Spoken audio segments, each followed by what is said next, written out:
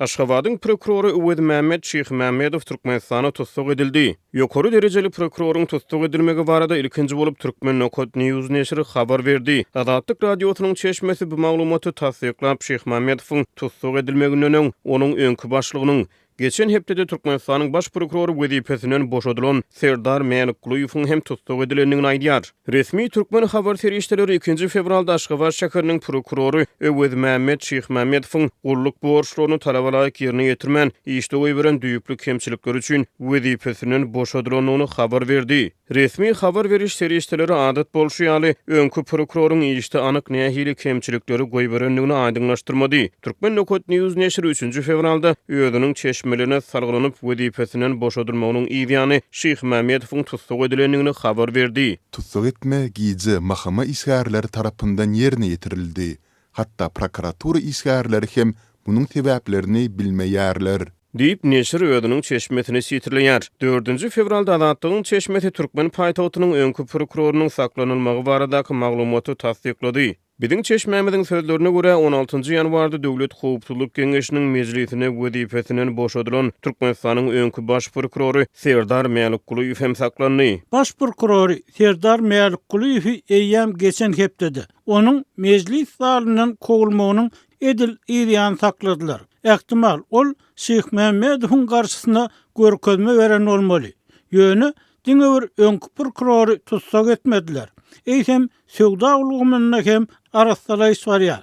Nobatdaky telewizyon towasyna taýýarlyk görülýär. Diýip Azatlygyň çeşmesi aýtdy. Bellefekgurluk borcuny talap alaýyk ýetirmänligi sebäpli diýilen düşündürüş bilen wezipesinden boşadylan öňkü prokuroryň saklanylmagy barada Azatlyga öňler ygtybarly maglumatlar beren bir çeşme habar berdi. Ýöne bu maglumaty beýleki çeşmelere tasdiklatmak heniz başartmady. Şol bir çeşme ýokary derejeli prokuratura emeldarlarynyň wezipelerinden boşadylmagynyň hemde olaryň tutsak edilmeginiň ilkinji nobatda sewda pudugynaky ogurluklar bilen baglanyşyklydygyny aýdýar. Onuň Şeyh Mehmedowyň wezipesinden boşadylmagy baş prokuror Mälikgulyýowyň wezipesinden boşadylmagyna bolşy ýaly prokuraturasynyň sewda ulgamynaky ogurluk hadiseleri bilen bagly ýagdaýlary düzedip bilmezligi bilen baglanyşykly bolup durýar.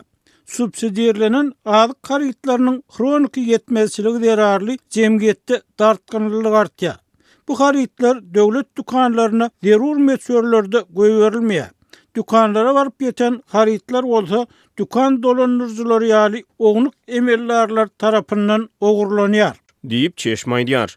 Bulardan başga da onuň sözlerine görä öňkü baş prokuror obahjylygynaky yaramaz ýagdaýlar zerarly hem ýandy. Obahjylygynaky çyndaky problemler boýunça hem baş prokurora has köp şikayetler bar. Geçen mewsim harap boldy. Buğday planynyň hatda ýardy hem ýygnalmady. Paýta boýunça hem ýagdaý şeýle. Ýöne baş prokuroryň Berdimuhammedowylaryň garyndaşlary tarapyndan güýçli gollagy bar. Aýdylmagyna görä, ol Gurbanuly Berdimuhammedowyň merhum ejesi bilen uzak garyndaş ýaly bolup görnýär. Häzir aýal oğullardan biri onuň işine gatışýar. Ýöne aýtmaklaryna görä prezident onuň sewda ulgamynaky ogurluklaryň işine ne derejede çekilendigini görüp gadaba minipdir.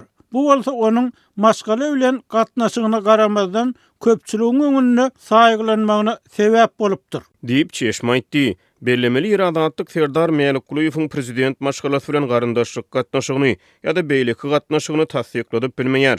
Şeýle-de Mälikgulyýowyň hemde Şeyh Mehmedowyň öz wezipelerini 2022-nji ýylyň iýuluny tas bir wagtda diýen ýaly bellenilmegi hem bellärliklidir. Türkmen Nokot News neşriniň ýazmagyna görä Mälikgulyýow baş prokuror wezipesini işleýän döwründe 1,5 ýylyň içinde arasalaýyş geçirip möhüm wezipeleri öz adamlaryny belläp ýetişipdir. Döwlet Howpsuzlyk Geňeşiniň 16 ýanwarda geçirilen mejlisine Türkmenistanyň täze baş prokurory wezipesine 2013-2021-nji ýyllar aralygynda Adalet ministri wezipesini eýelen Begmurat Muhammedow bellenildi.